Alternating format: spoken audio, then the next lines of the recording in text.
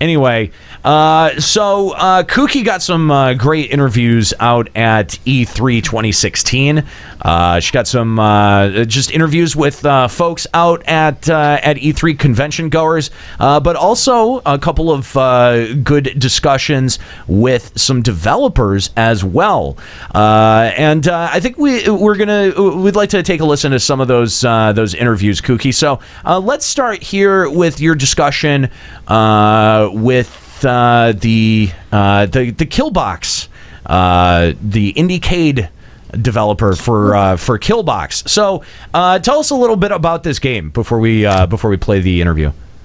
Killbox is a very simplistic game, and then you realize there's a huge meaning behind it, a huge story behind it, a huge real world problem that's out there right now. The developer, Mal, he actually told me, this is after the interview, said that some people actually took it to heart and actually cried while playing the demo. Oh, wow. So I guess it's a real issue, real world problem that's out there right now. So. Well, sure. Yeah, absolutely. Absolutely. Why don't we take a listen to Kooky's interview with the developer for Killbox. Hey, this is Kooky Persona with Final Encounter Cast. I'm here live at E3 in the LA Convention Center. I'm actually hanging out at the Indiecade section, and I'm here with Mal. He developed a little indie game called Killbox, which is totally unexpected in the end. So Mal, what made you think of making this kind of game? Killbox is actually a collaboration between myself, Tom DeMeo, Albert Elwin, who are game developers and designers based in Scotland, and also Joseph Delap. And Joseph is a professor in the United States, and he's also a contemporary artist. And Joseph really was a starting point because he's done a whole range of work and research into drone warfare over the past 2 years. And he always wanted to make something more interactive. So Joseph spent some time in Scotland, and during that time he worked in our co-working space, and together we came up with the idea for Killbox. So the idea really was to explore the subject matter of drone warfare using games as a medium. Right, so this Killbox experience, it was very simplified, very interactive, and then in the end, all of a sudden, something happens, explosions everywhere. Now, did someone have an experience like this, or is it from your homeland? So really, the research that we did incorporated a lot of real-life incidents. The drone program has been well documented because it's quite modern. It's a modern way of it's a modern version of warfare, and there's always been an eye on it. And so there's been a few well-documented cases where a number of civilians have been killed, and particularly one incident where a grandmother was killed when she was farming in the field. And this was in North Pakistan, an area that's not an official war zone, but because of the real threat of terrorist activity in Afghanistan, the United States is engaged in warfare, in these places. Right. So it's interesting because there's legitimate reasons, but the methods are questionable, I would say. Right. So drone warfare, you did a lot of research on this. Is this thing still current right now? Do you know? Oh yeah, drones are used more and more day to day. They're very they're a standard part of most modern militaries, I would say. And yeah, it's interesting. Surveillance is getting stronger. Drones are getting stronger. AIs are being developed, so they're very autonomous. They can do they can do a lot by themselves. But there's always an element of human contact and control as the final piece. So yeah, it's of our times now. So yeah. Now, this game only took about 10 minutes to complete. Is there going to be a more expanded version of this type of game? Yes, the game's still in development, and we've purposefully made it so it's only 10 minutes long, because it primarily exists as an installation.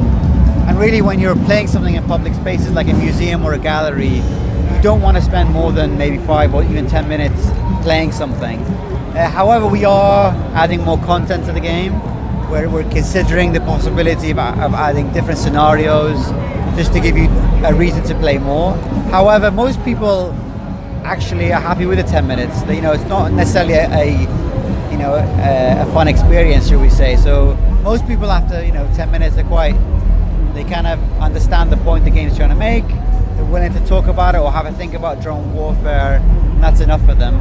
But as developers and game designers, we're keen to kind of make sure we cater to a wide enough audience. So especially if we're going to release this online to the game community, I think we're going to probably add more content, so it might be a bit longer as well. Right.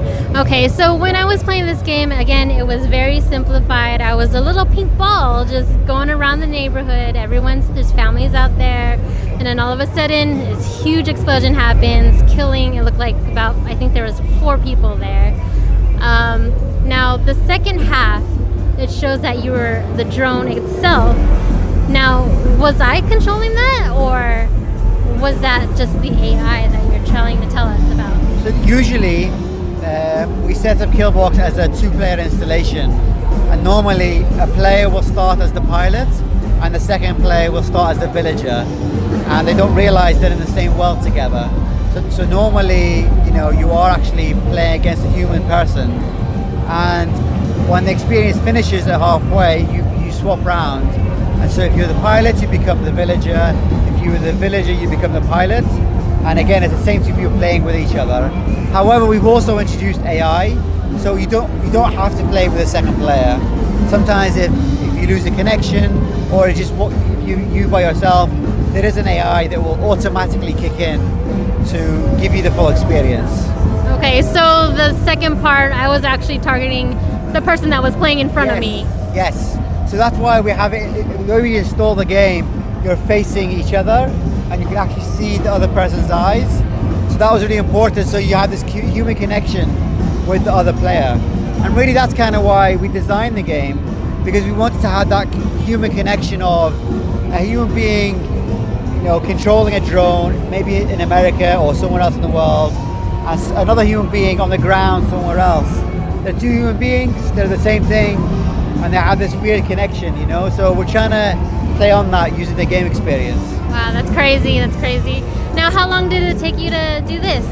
We've been developing the game over the past year, but as a part-time project. So we do lots of different work, working on different games, or we do lots of workshops and stuff, and exhibitions. So really in the past year, maybe between 3 to 4 months of full-time work has gone onto the experience. Okay, so is this your first indie game here at IndieCade? At IndieCade, yes. Yeah. First time at E3 as well, so it's been quite an honor to be part of the IndieCade selection. It's an amazing selection of really amazingly really cool indie games, so quite diverse too, which is great to see. Right, so you're part of the IndieCade here. I know as you're also a gamer fan, I'm sure. Yeah. What games are you interested here in E3? There's lots of games I'd love to go and play, but the queues are crazy. I think Hideo Kojima's latest game looks very interesting. I saw the teaser trailer last night. I'm not sure if it's playable here, but there's lots of cool games I want to play. I keep hearing about these VR experiences from AAA studios that sounded quite promising. The list is endless really, but I don't have much time. Right. Okay, so you did mention VR. VR is becoming a big thing. Do you think you see your game, Killbox, as a VR experience as well? Possibly. I think VR is very interesting, and we're looking into developing games in VR at the moment. We even considered Killbox for VR too, actually. But it works as it is, It's right. Interesting about VR is great, but it's still quite early, and so I think as the hardware improves year on year, there's going to be more diverse content. So for Killbox, it wasn't right to make it VR, but maybe for my next project, I don't see why not. Right. Okay, and what was the name of your company? Your own development? So we're known as Biome Collective. Okay. And so actually the collective has been running for over a year now, but we only picked the name about 3 weeks ago. So oh wow. And the cool thing about collectives is they're quite relaxed, they're quite chilled out, it's not very formal, But we're getting a name for ourselves because of Killbox and other projects we're working on. So yeah, we have this collective, and the whole idea is to kind of encourage collaboration between game developers and other artists beyond games. I'm very keen for games to be more diverse and to have more people make games. So that's kind of part of the drive of the collective that we've started. Right. So yeah. Where are you guys based out of? We're based in Scotland in a city called Dundee. And Dundee's famous because it's where Lemmings was first made, it's where Grand Theft Auto was first made, so it's quite a famous little city in games, but it's really tiny, so All right. yeah. Thank you so much, Malath, for taking time. Thank you. I'm glad you got to play the game, so Yes, yeah. thank you. Thank you. All right, this is Kooky Persona of Final Encounter Cast, signing off.